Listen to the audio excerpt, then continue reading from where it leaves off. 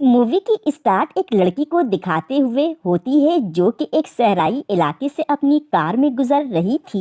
इस लड़की का नाम मेलोरी है। मेलोरी की नेक्स्ट वीक शादी थी और इसी की तैयारी करने के लिए वो डेनवर जा रही थी अपनी सिस्टर एला के पास। मेलोरी के उसके फियांसे के साथ कुछ खास रिलेशन नहीं था, इसलिए वो खुश नहीं थी। अब ऐसा क्यों था ये हमें कहानी में बताया नहीं गया। इसी सोच में गुम होकर मेलोरी गाड़ी चला रही थी और अपनी मंजिल तक जल्दी पहुंचने के लिए एक शॉर्टकट लेते हुए मेन रोड से सर्विस रोड पर टर्न लेती है कि तभी उसकी गाड़ी में कुछ खराबी हो गई और वो वहीं रुक जाती है।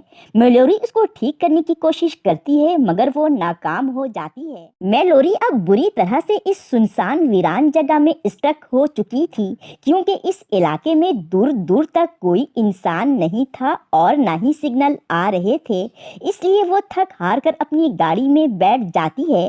काफी वक्त गुजर जाने के बाद वो एक सोडा कैन निकाल कर खोलती है मगर उसके कपड़ों पर वो गिर जाता है जिससे मेलोरी गीली हो गई थी। फिर वो अपनी गाड़ी के पीछे आकर अपने कपड़े बदलती है मगर तभी वहाँ एक क्रिस्टन नाम का लड़का आता है। वो उससे वहाँ इस तरह सुनसान इलाके में खड़े होने की वजह पूछता है, जिस पर मेलोरी उसको बताती है कि उसकी गाड़ी खराब हो गई है जिसकी वजह से वो यहाँ फंस गई है। जिस पर क्रिस्टन उसकी हेल्प करता है और उसकी गाड़ी ठीक करने की कोशिश करता है। कुछ ही देर में वो मेलोरी की गाड़ी सही करने में कामयाब हो जाता है। मेलोरी उससे बहुत ज़्यादा खुश होती है और थैंक्स कहते हुए क्रिस्टन को पैसे देने लगती है मगर वो ये कहते हुए पैसे लेने से मना कर देता है कि बस तुम्हारा थैंक्स ही काफ़ी है। खैर फिर मेलोरी अपना सफ़र दोबारा शुरू करती है और कुछ दूर आगे आकर वो बैक मिरर से क्रिस्टन को देखती है जो अभी वहीं खड़ा था। ये देखकर मेलोरी को खुद पर बहुत ही गुस्सा आया। वो सोचती है कि एक तो बेचारे ने मेरी गाड़ी भी ठीक की और मैंने उसको ऐसे ही सुनसान से इलाके में अकेला छोड़ दिया, इसलिए वो क्रिस्टन को भी अपनी कार में बैठा लेती है। यहाँ हमें अंदाजा हो जाता है कि क्रिस्टन बहुत ही ज्यादा फालतू और फजूल बातें करता है। वो अपनी बातों से मेलोरी को इम्प्रेस करने की कोशिश करता है लेकिन मेलोरी इम्प्रेस तो नहीं होती, हाँ उसकी बातों से इरिटेट जरूर हो जाती है। कुछ ही देर में क्रिस्टन उसके साथ गंदी बातें भी करने लगता है जिससे मेलोरी समझ जाती है कि वो किस तरह का आदमी है, इसलिए वो एक साइड पर गाड़ी रोककर क्रिस्टन को उतरने का कहती है। मगर यहाँ क्रिस्टन ने अपनी औकात दिखा दी और छुरी निकालकर उसे डराने धमकाने लगता है और कहता है कि अगर तुमने मेरी बात नहीं मानी तो अपनी जान से जाओगी, इसलिए चुप से गाड़ी चलाती रहो। अब मेलोरी के पास सिवाय सीधे चलने के अलावा कोई और दूसरा ऑप्शन भी नहीं था मगर कुछ दूर आकर उसने नोटिस किया कि क्रिस्टन ने सीट बेल्ट नहीं लगाई थी, जिसका फायदा उठाते हुए वो तेज स्पीड में गाड़ी को पहाड़ पर से नीचे गिरा देती है। कुछ देर के बाद जब मेलोरी को होश आया तो हम देख पाते हैं कि वो अपनी कार में उल्टी लटकी हुई थी। जब वो बाहर निकलने की कोशिश करती है तो उसकी टांगे भी बहुत बुरी तरह से सीट्स के बीचों बीच फंस चुके थे और उसमें से काफी ब्लडिंग भी हो रही थी। वहीं क्रिस्टन जो सीट बेल्ट ना बांधने की वजह से नीचे गिरकर बेहोश हो गया था और काफी जख्मी भी था मगर मेलोरी से बहुत ही बेहतर हालत में था। वहीं मेलोरी को उसकी नाइफ नजर आता है जिसको वो लेने की कोशिश करती है। इसी दौरान क्रिस्टन को होश आ जाता है और वो मेलोरी की तरफ बढ़ता है लेकिन तब तक वो नाइफ उठाकर छुपा लेती है। वो मेलोरी को देखता है और कहता है कि अपनी मदद खुद करो और बगैर कोई उसकी हेल्प किए बिना वहां से चला जाता है। बेचारी मेलोरी उससे मदद की भीख मांगती रह जाती है।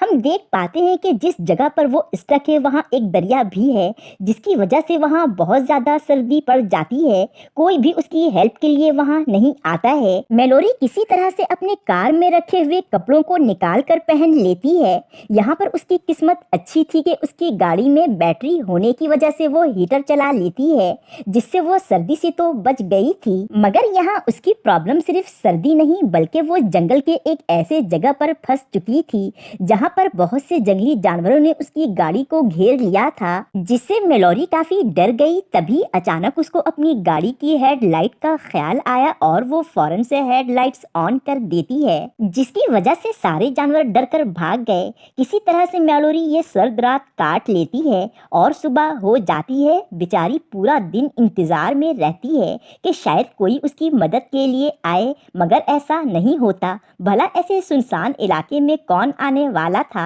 मेलोरी को काफी मुश्किलों का सामना करना पड़ रहा था क्योंकि अब उसके पास पीने का पानी भी थोड़ा ही बचा था और खाने के लिए भी कुछ नहीं था। मेलोरी की हालत काफ़ी ख़राब हो चुकी थी।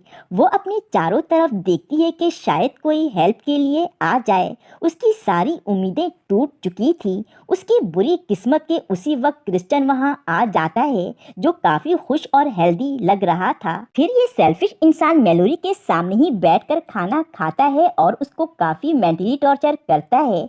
उसकी तकलीफ और अजियत को इंजॉय करता है और बताता है कि यहाँ करीबी में एक कैबिन मिला है मुझे, जहाँ एक फैमिली भी शायद रहती हो, लेकिन फिलहाल अभी वो कैबिन खाली है। क्रिस्टियन को लग रहा था कि मेलोरी अब मजीद सरवाइव नहीं कर पाएगी और अगले दिन तक शायद ही जिंदा रहे, इसलिए वो वहाँ से चला जाता है। मेलोरी हेल्प के लिए चीखती चिल्लाती रह जाती है। अब यहाँ मेलोरी की तीसरी रात थी और बाहर घुप अंधेरा हो जाता है। मेलोरी को अपनी गाड़ी में एक लाइटर मिलता है, जिससे वो अपनी गाड़ी में रखी कुछ चीज़ों को जलाने लगती है ताकि उसको गर्माइश और रोशनी मिल सके, क्योंकि रात में इस जगह बहुत ज़्यादा ठंड हो जाती है।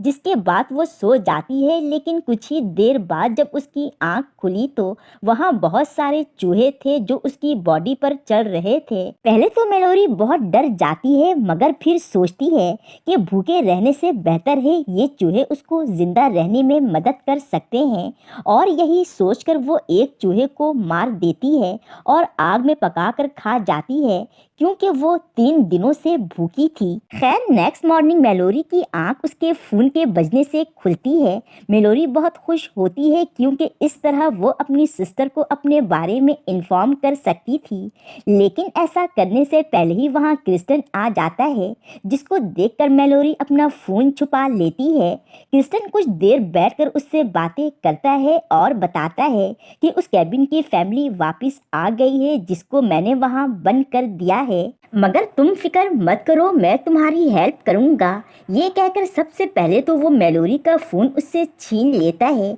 क्योंकि उसने मेलोरी को फ़ोन छुपाते हुए देख लिया था। इसके बाद वो उसे एक आरी देता है, जो देखकर मेलोरी समझती है कि क्रिस्टन शायद उसे गाड़ी का दरवाज़ा काटने के लिए आरी दे रहा है। वो कहती है कि वो इससे दरवाज़ा नहीं काट सकती, जिस पर क्रिस्टन कहता है कि हाँ तुम बिल्कुल ठीक कह रही हो, लेकिन मैं चाहता हूँ कि तुम इस आरी से अपना पैर काट कर खुद को आज़ाद कर लो, क्योंकि तुम्हारे पास इसके अलावा और कोई ऑप्शन भी नहीं है।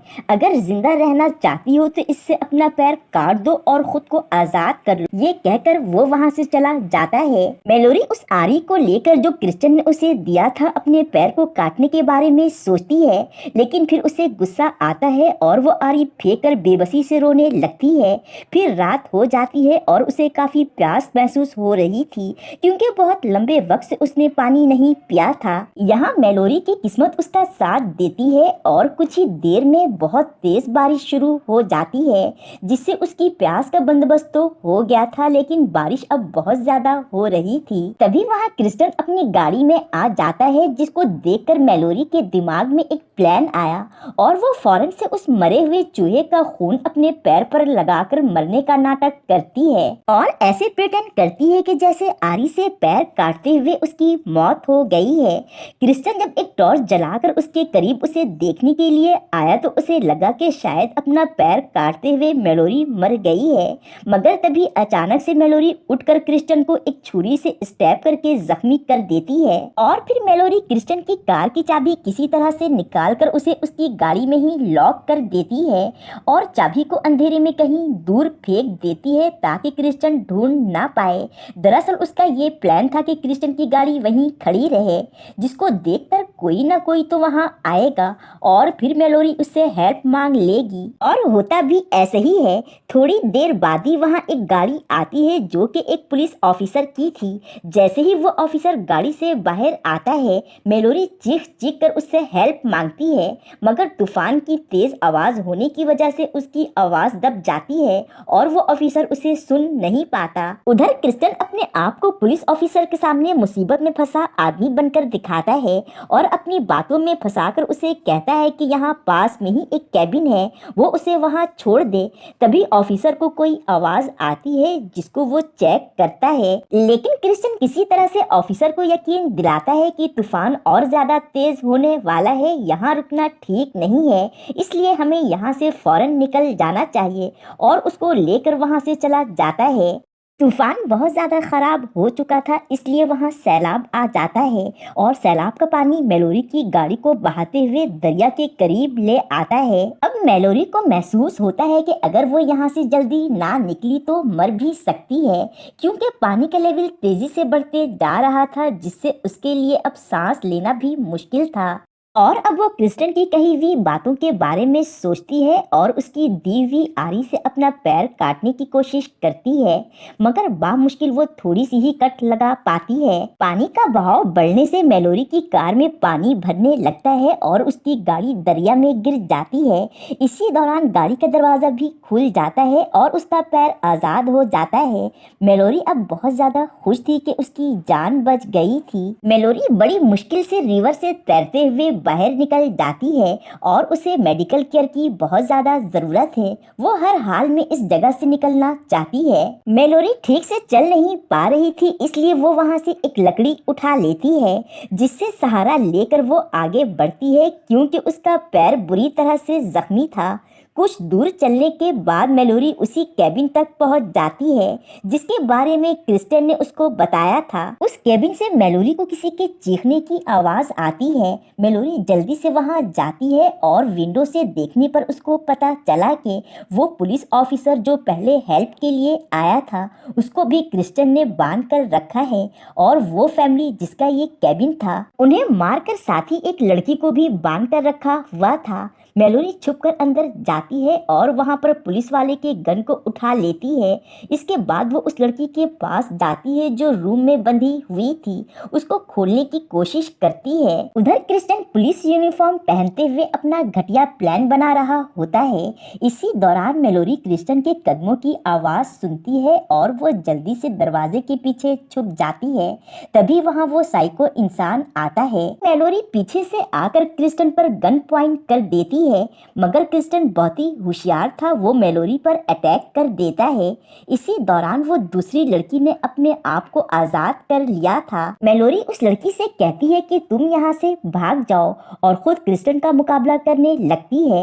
लड़ते लड़ते मेलोरी क्रिस्टियन को फाइनली सेकंड फ्लोर की बैल्कोनी से धक्का दे देती है, जिससे क्रिस्टियन नीचे बेयर ट्रैप पर गिर जाता है और उसका एक पैर बुरी तरह से कुचला जाता है। फिर मेलोरी उस लड़की के साथ नीचे आकर क्रिस्टियन को उसकी छुरी देते हुए वही एडवाइस देती है जो क्रिस्टियन ने उसको आरी देते हुए दी थी। मूवी के लास्ट सीन में हम देखते हैं कि क्रिस्टियन दर्द से तड़प रहा होता है और मेलोरी के एडवाइस के बारे में सोच रहा होता है। वहीं मेलोरी उस लड़की के साथ वहां से मदद ढूंढने के लिए निकल जाती है और ये दिखाते हुए ये मूवी यहीं एंड हो जाती है।